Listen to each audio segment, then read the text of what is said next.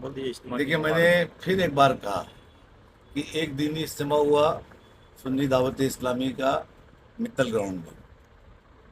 पूरा मुमरा कौसा संडे का दिन शादियों की पूरी तरीके से शादी से कंजेस्टेड, हर हॉल मतलब में शादी। उसके बावजूद भी ऑर्गेनाइज वे से काम हुआ।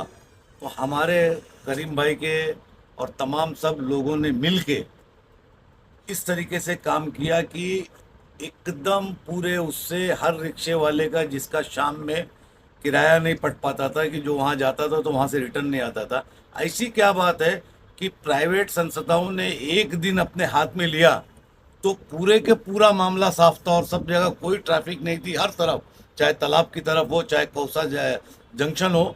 ऐसा क्या क्या वजह है कि जब सरकार और शासन और प्रशासन जब ये काम करता है तो पूरा मुमरा से कौसा तक जाम होता है।